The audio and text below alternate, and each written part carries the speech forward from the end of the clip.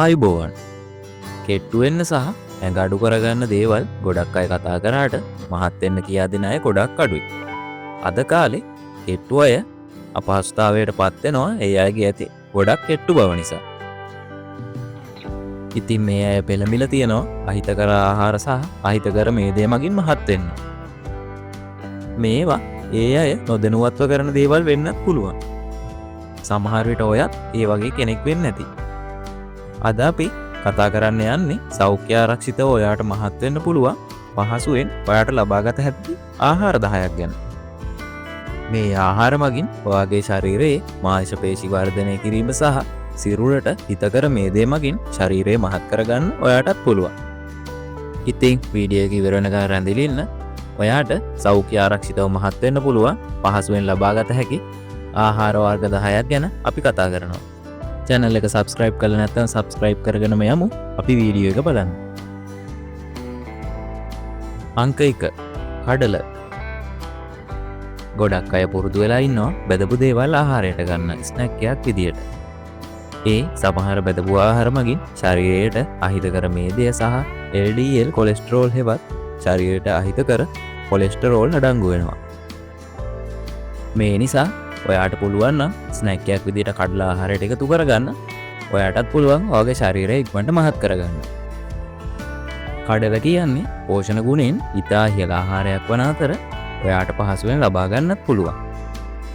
ලෝකයේ හොඳම ශාක ප්‍රෝටීනයක් වන කඩල මගින් ඔයාගේ ශරීරයට ප්‍රෝටීන වලට අමතරව සංකීර්ණ කාබෝහයිඩ්‍රේට් ලබා දෙනවා. ඒ නිසා මහත් වෙන්න උත්සාහ කරන ඔයාත් පුළුවන් නම් දිනපතා කඩල ඔයාගේ ආහාරයට එකතු කරගන්න. අංක 2 එලකිරි. සම්පූර්ණ යෝදේ සහිත එලකිරි පානය කිරීම මගින් ඔයාගේ ශරීරයට ප්‍රෝටීන, හිතකර මේදය, කාබෝහයිඩ්‍රේට් ලබා ගන්න පුළුවන්. එලකිරි මගින් පැටවෙක් පොඩි කාලේ ඉඳන් සාමාන්‍ය ශරීර තත්ත්වයකට පැමිණෙනකන් එලකිරි පානය කිරීම සිදු කරනවා. ශරීරයක් වර්ධනය වීමට අවශ්‍ය පෝෂක පදාර්ථ සියල්ලම මේ එලකිරි වල අඩංගු වෙනවා. හැමදාම උදේට නැවුම් එලකිරි වීදුරුවක් බීලා දවස පටන් ගන්න පුළුවන් නම් මාසයක් පමණ යද්දී ඔයාටම වෙනසක් තේරුම් ගන්න පුළුවන්. කොහොම වුණත් කිරිවල නියම පෝෂණය ගන්න ඕන නම් කිසිම වෙනස්කමකට ලක් නොකර ආහාරයට ගැනීම තමයි ගොඩක් සුදුසු වෙන්නේ. පිටි බවට පත් කරන ක්‍රියාවලියේදී කිරිවල අඩංගු ගොඩක් පෝෂණ සංඝටක විනාශ වී යනවා. ඒ නිසා කිරිපිටි භාවිතයෙන් එලකිරිවල පෝෂණය කොහොමවත් ගන්න බෑ. තුන්වෙනියට අපි කතා කරන්න යන්නේ එළුකිරි ගැන. එලකිරි වගේම ශරීරයට අවශ්‍ය පෝෂක සංඝටක බොහොමයක් තියෙන මේ එළුකිරි වෛද්‍යවරුන් පවා ගොඩක් අයට නිර්දේශ කරන ආහාරයක්. එළු දෙනකගෙන් ගන්න කිරි ප්‍රමාණය දෛනිකව ආහාරයට ගැනීමෙන් ඔයාට මාස ගණනාවක් වුණත් කිසිම ආහාරයක් නැතුව ජීවත් වෙලා ඉන්න පුළුවන්. ගොඩක් කඳුකර රටවල බොහොමයක් එළුවන් නැති කිරීම සිදු කරනවා. ඒ සිදු කරන්නේ ඔවුන්ට කඳුකරවල ආහාර වගා කිරීමට නොහැකි නිසා මේ එළුවන්ගෙන් ගන්න කිරි වලින් ඔවුන්ට ලොකු පෝෂණයක් ලබා ගන්න පුළුවන්කම නිසා. මාංශ පේශි වර්ධනය කර සිරුර මහත් කරන්න හොඳම ආහාරයක් තමයි මේ එළුකිරි කියන්නේ. එළකිරි වලට වඩා වැඩි අත්‍යවශ්‍ය මේද සංඝටක ප්‍රමාණයක්, ඉහළ විටමින් A සාන්ද්‍රණයක් සහ පේශි වර්ධනය සිදු කරන පෝෂක පදාර්ථ බොහොමයක් මේ කිරිවල අඩංගු වෙනවා. ඉතින් ඔයාට සුපර් මාකට් වලින් සහ ලංකාවේ එළුවන් ඇති කරන ගොවිපළවල් වලින් මේ එළුකිරි ලබා ගන්නත් පුළුවන්. හතරවෙනියට අපි කතා කරන ආහාරය තමයි රටකජු. ඔයාට පහසුවෙන්ම හොයාගන්න පුළුවන් කෙටි ආහාරයක් තමයි මේ රටකජු කියන්නේ. නොඑක් විදියට සකස් කරපු රටකජු නිෂ්පාදන වෙළඳපොලේ බලා ගන්න පුළුවන්.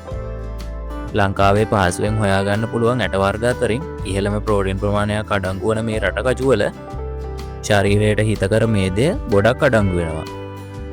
රටකජු ස්නැක් එකක් විදියට දිනපතා ආහාරයට ගැනීම මගින් මාංශ පේශි ඉක්මනින් වර්ධනය කරගන්නත් ඔයාට පුළුවන්. හැබැයි රටකජු අමුයෙන් හරි ටෝස්ට් කරලා හරි කන එක තමයි ගොඩක් සුදුසු වෙන්නේ. රටකජු වලට මිරිස් 3-5 දාලා තෙල් වල බැදලා රටකජු ආහාරයට ගන්නකොට ඒවයේ තියෙන ශරීරයට අවශ්‍ය ගොඩක් සංඝටක විනාශ වෙලා යනවා. ඒ වගේම ඒවා ආහාරයට ගැනීමත් ගොඩක් අහිතකර වෙනවා. අංක 5 බිත්තර. බිත්තර තම්බලා හරි බැදලා හරි ඔම්ලට් විදියට හරි අපිට ආහාරයට ගන්න පුළුවන්. සිරුරට හිතකර HDL කොලෙස්ටරෝල් වගේම හිතකර මේද වර්ග ගොඩක් බිත්තරවල අඩංගු වෙනවා. ඒ වගේම සිරුරට ගොඩක් වැදගත් විටමින් B ප්‍රභේද සහ සෛල වර්ධනය උත්තේජනය කරන ක්ලෝරයින්, ලියුසීන් වැනි අත්‍යවශ්‍ය අමයිනෝ අම්ල බිත්තර මගින් ඔයාට ලබා ගන්න පුළුවන්. දිනපතා බිත්තරයක් හෝ දෙකක් ආහාරයට ගැනීම මහත් වෙන ඔයාට ගොඩක් ප්‍රයෝජනවත් වෙනවා. අංක 6 නැවුම් කුකුල් මස්. කුකුල් මස් කියන්නේ ශරීර වර්ධක ප්‍රෝටීන් තියෙන ආහාරයක් වගේම ශරීරයට අවශ්‍ය හිතකර කොලෙස්ටරෝල්ද මේ කුකුල් මස් වල අන්තර්ගත වෙනවා. කුකුල් මස් තෝරා ගැනීමේදී එහි නැවුම් බව පිළිබඳව සැලකිලිමත් වීම ඉතා වැදගත්. කුකුල් මස් මාස ගණනක් ශීතකරණ තුල තැබීමේදී එහි අඩංගු වැදගත් ප්‍රෝටීන වියෝජනයට ලක් වෙනවා. ඒ නිසා කුකුල් මස් තෝරා ගන්න විට එදින හෝ දවස් කිහිපයක් තුල මස් කළ කුකුල් මස් මිලදී ගැනීමට වග බලා ගන්න. අංක 7 බලමාලු සහ කෙලවල්ලා මාළු. කෙලවල්ලා සහ බලමාලු ගොඩක් සුවිශේෂී රසයක් තියෙන මාළු වර්ග දෙකක් වෙනවා. මේවා වැඩිපුරම ඇඹුල් තියල් පිළියෙල කිරීමටත් යොදා ගන්නවා. මේ මාළු වර්ගවල ඉහළ ප්‍රෝටීන් හා ඉහළ තන්තු ප්‍රමාණයක් පවතිනවා. විටමින් B6 හා විටමින් B12 වැනි මාංශපේශී වර්ධනයට උපකාරී වන විටමින් B වර්ග ගණනාවක් සහ ඔමේගා 3 වැනි හිතකර මේද අම්ල මේ මාළු වල අන්තර්ගත වෙනවා. මේ මාළු නැවුම් විදියට මිලදී ගන්නත් පුළුවන් නම් තුවන මාළු වගේ අමුවෙන් සකසලා ආහාරයට ගන්නත් පුළුවන්. මේ මාළු අමුවෙන් ආහාරයට ගැනීමෙන් මාළු කිසීමේදී ඉවත් වන පෝෂණ සංඝටකද ඔයාගේ ශරීරයට ලබා ගන්න පුළුවන්. මහත් වෙන්න ආසාවෙන් ඉන්න ඔයත් මේ මාළු වර්ග නිතරම ආහාරයට එකතු කරගන්න බලන්න. අංක 8 බෝංචියට. බොහෝ දෙනෙක් බෝංචි ආහාරයට ගන්න කරලත් එක්කම. එළවලුවක් ලෙස බෝංචි හොඳ ආහාරයක් වුණත් බෝංචි වල වැඩිපුරම පෝෂණයක් අඩංගු වෙන්නේ මේ බෝංචි යටවල. අත්‍යවශ්‍ය මේද අම්ල, කාබෝහයිඩ්‍රේට් සහ ප්‍රෝටීන් වලින් පිරිපුන් මේ ආහාරය තැම්බීමෙන් ආහාරයට එකතු කරගන්න පුළුවන්. බෝංචි යටවල ඇති පෝෂණ ගුණය නිසා වෙනත් ආහාර නොමැතිව බෝංචියට පමණක් ගනිමින් සති ගණනුණක් ජීවත් වෙන්න පුළුවන්. මේ නිසා දුෂ්කර ගමන් සඳහා බෝංචියට දමා සැකසූ ආහාර බටහිර රටවල රැගෙන යනවා. වෙනත් ආහාර සමග මේවා ඔබට ආහාරයට ගැනීමෙන් සෞඛ්‍ය ආරක්ෂිත ලෙස ශරීරයේ බර වැඩි කරගන්න පුළුවන්. හැබැයි තිබෙන එකම ප්‍රශ්නය මේවා මිල අධික වීමයි. ඒ නිසා අපි කියන නිත් ආහාර 9 ඔයාට ලබා ගන්න පුළුවන්. අංක 9 සෝයා. සෝයා කියන්නේ ස්වභාවිකම අපේ ශරීරයට ලබා ගන්න පුළුවන් හොඳ ප්‍රෝටීනයක්. සෝයා ග්‍රෑම් 100ක පරිපූර්ණ ප්‍රෝටීන් ග්‍රෑම් 25ක් අඩංගු වෙනවා.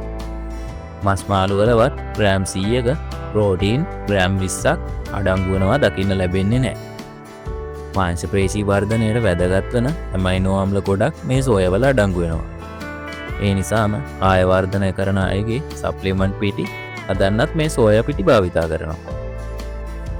විටමින් K සහ ක්ෂුද්‍ර පෝෂක බොහොමයක් සෝයා තුල අඩංගු වෙනවා. මස් මාංශ වලට ආදේශක ප්‍රෝටීනයක් ලෙස ඔයාට සෝයා ආහාරයට ගන්න පුළුවන්.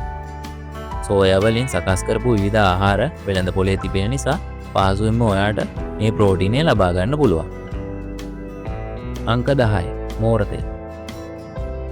පැසිෆික් සාගරයේ සහ ඇට්ලාන්ටික් සාගරයේ සිටින මාළු වර්ගයේ අක්මාවෙන් ලබා ගන්න තෙල් වර්ගයක් තමයි මේ මෝර තෙල් කියන්නේ. විටමින් A, D, E සහ ඔමේගා 3 වලින් සමන්විත මේ මෝර තෙල් ආහාරයට ගැනීමෙන් මාංශ පේශී හා පටක ආරක්ෂා කර ගැනීමට තියෙන හොඳම ආහාර වර්ගයක්. මේ මෝර තෙල් පිළිකා රෝගීන්ගේ පටක ක්ෂය වීම වළක්වා ගැනීම සඳහාද භාවිතා කරනවා. මෝර තෙල් ගුලි එක බැගින් දිනකට නිින්දට පෙර ලබා ගැනීමෙන් ඔබේ ශරීරයේ වන ස්වභාවික පටක ක්ෂය වීම වළක්වා ගන්න පුළුවන්. පටක ක්ෂය වීම වළක්වන නිසාම ඔයාගේ පේශී වර්ධනයද ශරීරය තුල ඉහළ යනවා.